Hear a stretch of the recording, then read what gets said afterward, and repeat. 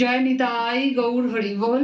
ফাল্গুন মাসের শুক্ল পক্ষের একাদশীর নাম আমলকি একাদশী। 27শে ফেব্রুয়ারি 2026 শুক্রবার এই আমলকি একাদশী ব্রত পালন করতে হবে। পারণ পরদিন সকালে 9:55 মধ্যে। পারণ মন্ত্র: অজ্ঞান তিমিরান্ধস্য ব্রতনানেন কেশব প্রসীদ সন্মুখনাথ জ্ঞান দৃষ্টি পদো ভব। ভগবানের শ্রী চরণ প্রাপ্তির সবচেয়ে সরল পথ, সহজ পথ হলো একাদশীর ব্রত পালন করা। একাদশী তিথিতে কোমল নরম অষ্টদল 8টি কোমল তুলসী মঞ্জুরি শ্রী গোবিন্দের চরণে নিবেদন করতে হয়। ব্রহ্মাণ্ডের সমস্ত ব্রত থেকেও, সমস্ত যজ্ঞ হইতেও শ্রেষ্ঠ হচ্ছে একাদশীর ব্রত। নিত্য এই ব্রত পালন করলে ভগবান শ্রীহরি সব থেকে অধিক অধিক প্রীত ও প্রসন্ন হন। তাই এই ব্রতের অপর নাম হরিতোষণ ব্রত। এই ব্রত সকলেরই আবশ্যক পালনীয়।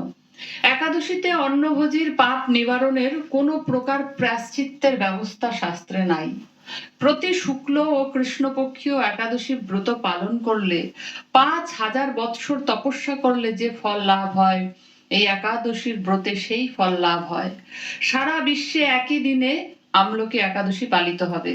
বিশেষ বিশেষ গুরুত্বপূর্ণ এই আমলকি একাদশী যদি কেউ পালন করে ভক্তি ভরে, তবে সে সর্ব পাপ হইতে বিমোচিত হয়ে ভগবানের ধাম বিষ্ণুলোক প্রাপ্ত হয়। এই আমলকি একাদশী পালন করলে ভগবান অতীব প্রসন্ন হন।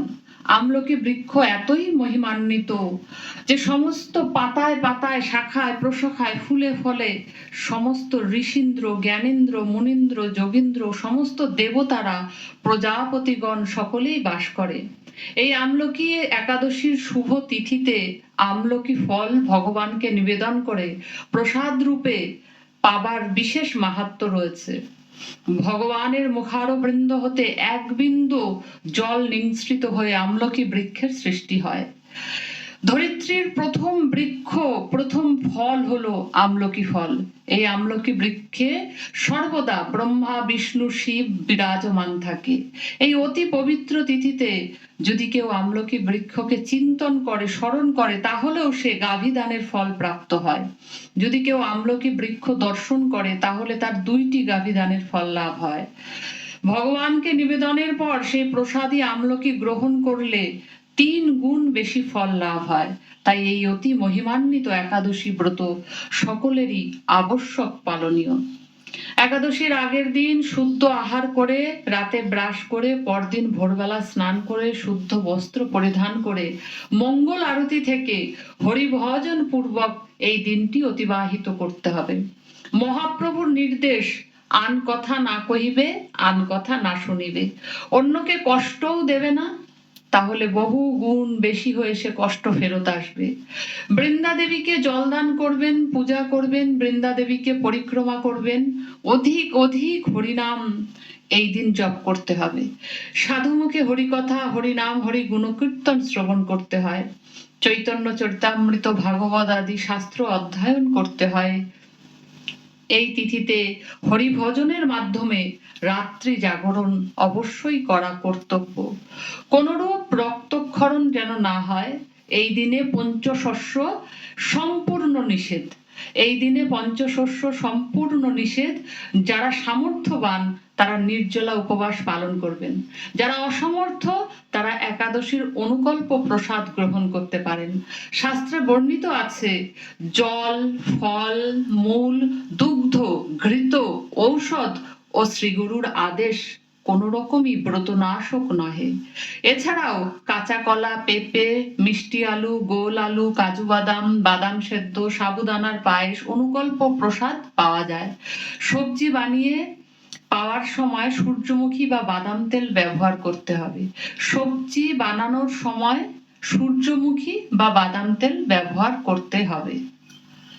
কাউন, শ্যামা, ওটস, চিয়া সিড, রাগি, বাজরা, পঞ্চশস্য এগুলো একাদশীতে অবশ্যই বর্জনীয়। আমলকি ফল তুলসী দ্বারা শ্রীকৃষ্ণকে নিবেদনের পর প্রসাদী আমলকি পাবেন। আমলকি ফলের প্রদীপ দ্বারা এই দিন ভগবানকে আরতি করবেন। আমলকির বোটার দিকটায় একটু কেটে ঘৃত সলতে দ্বারা প্রদীপ জ্বালিয়ে হরিনামের সহিত শ্রীহরির আরতি করা কর্তব্য।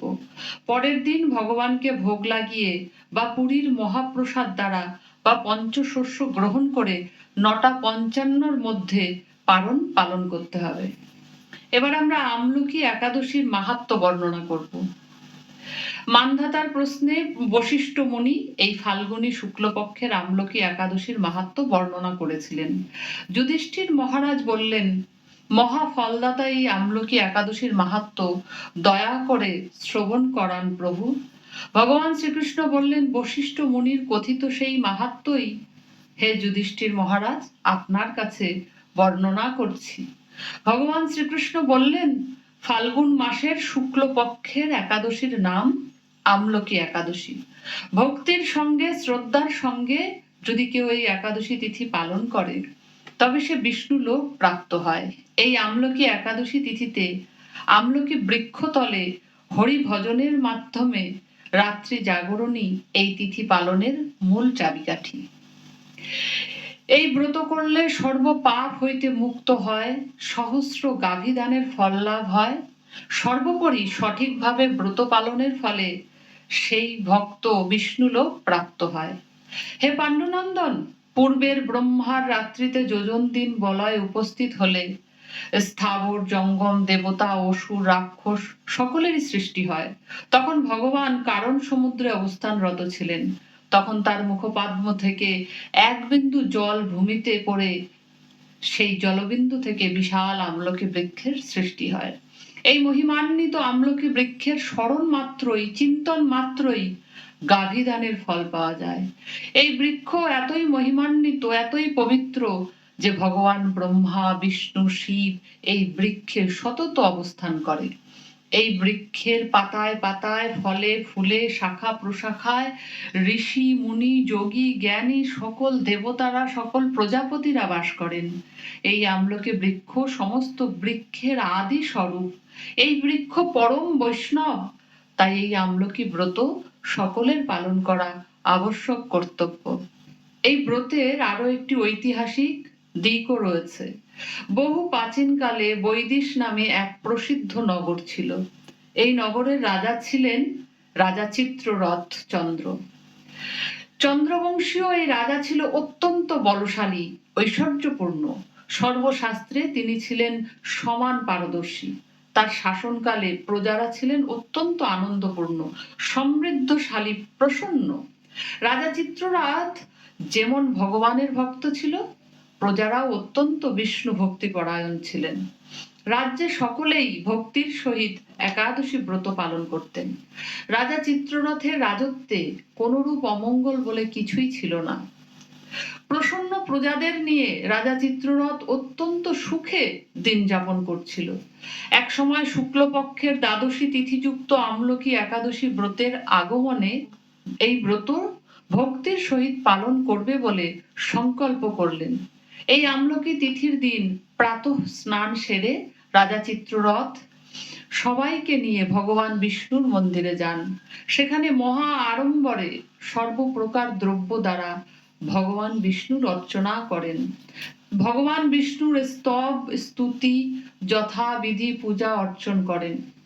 অত্যন্ত শ্রদ্ধার সঙ্গে ভক্তির সঙ্গে হরি গুণকীর্তনের সঙ্গে এই আমলকি একাদশী তিনি পালন করছিলেন এবং শ্রীহরির কাছে প্রার্থনা করলেন, হে ভগবান সর্ব পাপ হারিণী প্রভু, কৃপা করে আমার অর্চনা গ্রহণ করুন।